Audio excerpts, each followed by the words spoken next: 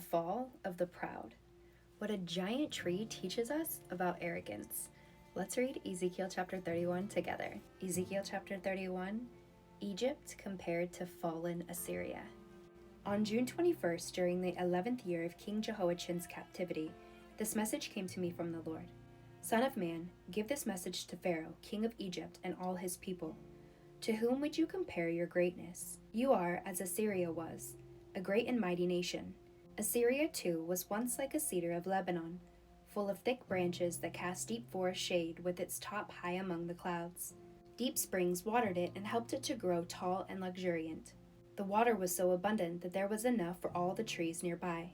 This great tree towered above all the other trees around it. It prospered and grew long, thick branches because of all the water at its roots. The birds nested in its branches, and in its shade all the wild animals gave birth to their young. All the great nations of the world lived in its shadow. It was strong and beautiful, for its roots went deep into the abundant water. This tree became taller than any other cedars in the garden of God. No cypress had branches equal to it. No plane tree had boughs to compare. No tree in the garden of God came close to it in beauty. Because of the magnificence I gave this tree, it was the envy of all the other trees of Eden, the garden of God. Therefore, this is what the sovereign Lord says. Because it became proud and arrogant, and because it set itself so high above the others, reaching to the clouds, I handed it over to a mighty nation that destroyed it as its wickedness deserved. I myself discarded it. A foreign army, the terror of all nations, cut it down and left it fallen on the ground. Its branches were scattered across the mountains and valleys and ravines of the land. All those who lived beneath its shadows went away and left it lying there.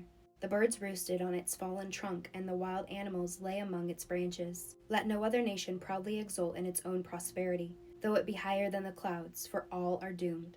They will land in the pit along with all the proud people of the world. This is what the sovereign Lord says. When Assyria went down into the grave, I made the deep places mourn, and I restrained the mighty waters. I clothed Lebanon in black and caused the trees of the field to wilt. I made the nations shake with fear at the sound of its fall. For I sent it down to the grave with all the others like it. And all the other proud trees of Eden, the most beautiful of the best of Lebanon, the ones whose roots went deep into the water, were relieved to find it there with them in the pit. Its allies, too, were all destroyed and had passed away. They had gone down to the grave, all those nations that had lived in its shade. O Egypt, to which of the trees of Eden will you compare your strength and glory? You too will be brought down to the pit with all of these other nations. You will lie there among the outcasts who have died by the sword. This will be the fate of Pharaoh and all his teeming hordes. I, the sovereign Lord, have spoken. And that was Ezekiel chapter 31. Thank you for listening, and I pray you continue to follow for more daily Bible scripture.